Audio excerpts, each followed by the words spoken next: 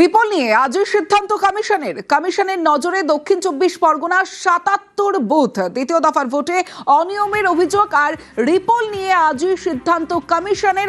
আরো বিস্তারিত জানাবে সোমরাজ। ইতিমধ্যেই দক্ষিণ 24 পরগনা জেলার ডায়মন্ড হারবার মহিলা বিশ্ববিদ্যালয়ে পৌঁছেছেন স্পেশাল অবজারভার সুব্রত গুপ্ত। মূলত কমিশন সূত্রে যেটা জানা যাচ্ছে যে ফলতার দক্ষিণ 24 পরগনার ফলতার 32টি বুথ, মগরাহাটের 13টি বুথ, ডায়মন্ড হারবারের 29টি বুথ এবং বজবজের 3টি বুথ, এই বুথগুলির স্ক্রুটিনি করা হবে এবং স্ক্রুটিনি করতে ইতিমধ্যেই ডায়মন্ড হারবার মহিলা বিশ্ববিদ্যালয়ে পৌঁছে গেছেন স্পেশাল অবজারভার সুব্রত গুপ্ত। রয়েছেন রাজনৈতিক দলের যারা প্রার্থী বা রাজনৈতিক দলের প্রার্থীদের যারা এজেন্ট তারা থাকবেন, রয়েছেন এই বিধানসভাগুলির রিটার্নিং অফিসাররা এবং সংশ্লিষ্ট বুথগুলির প্রিসাইডিং অফিসাররা।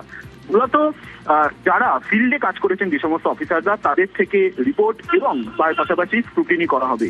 এই বুথগুলিতে কেন রিপোল করার অভিযোগ এসেছে? মূলত দেখা গেছে বেশিরভাগ ইভিএম এ সেলোটেপ মারা বা আতর দেওয়া এই ধরনের বেশ কিছু অভিযোগ উঠে এসেছে এবং সেই কারণে এই বুথগুলি রিপোল করা হবে কি হবে না সেই বিষয়ে কমিশন সম্ভবত আজই সিদ্ধান্ত নিয়ে নিতে পারে।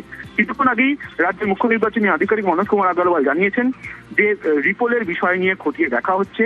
ইতিমধ্যেই যারা ফিল্ড অফিসার ছিলেন তাদের থেকে রিপোর্ট নেওয়া হচ্ছে, আজ স্ক্রুটিনি করা হচ্ছে।